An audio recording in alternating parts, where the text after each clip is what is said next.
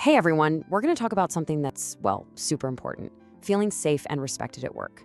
Think of this as your practical guide. We're going to walk through the whole process for reporting and resolving harassment, so you have all the clarity and confidence you need.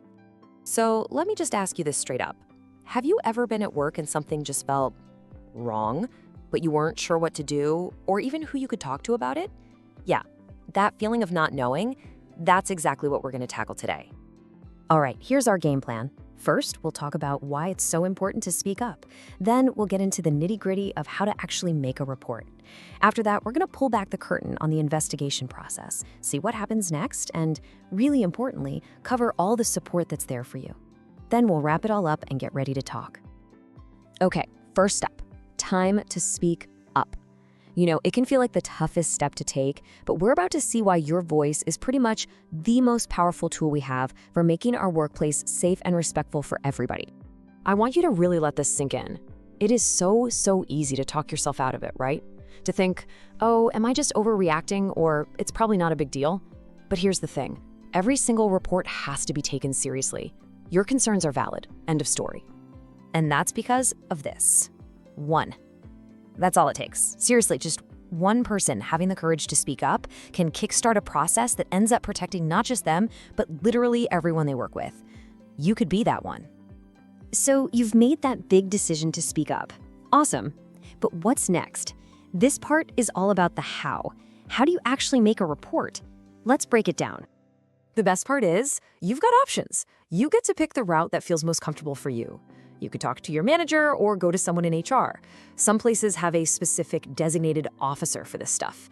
And a lot of organizations have a confidential hotline or email, which is a fantastic choice if you'd rather stay anonymous. I love this analogy. It's perfect. Think about it. Getting a receipt proves you bought something, right? Well, putting your complaints in writing does the same thing. It's your proof. It creates an official record and makes sure the company has to follow its own rules. It's a game changer. Okay, so you did it. The report is in, it's documented. Now what? Let's unpack what an investigation really looks like, because it's not some scary, mysterious thing. Let's get this straight right away. An investigation isn't about pointing fingers or creating drama. Nope, it's a confidential, fact-finding mission. That's it. The whole point is to figure out, objectively, what actually happened. And this just lays it out so clearly. An investigation is objective and fair.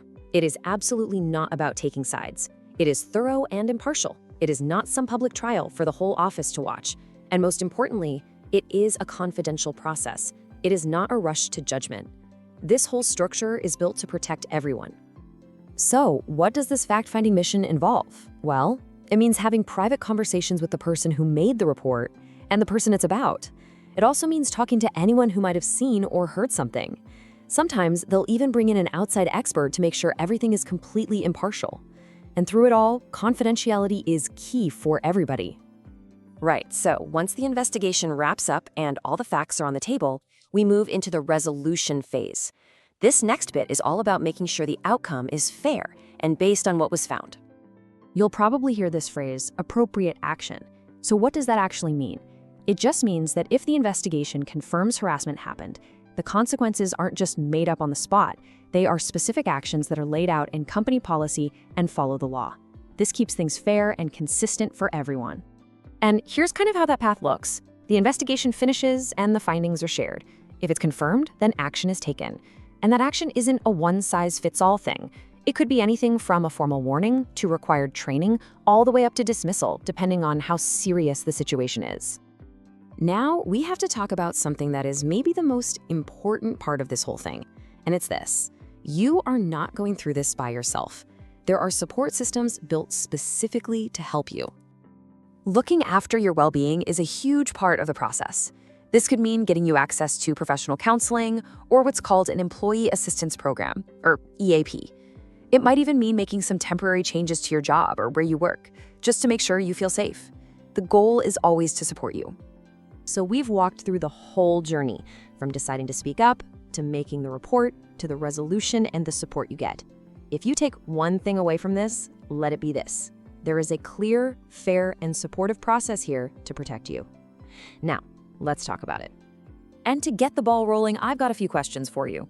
First, What's one thing that really stuck with you about the reporting process? Second, why do you think it's so critical for that investigation to be objective and fair? And finally, what can we all do as colleagues to help build a truly supportive culture for each other? Let's hear what you think.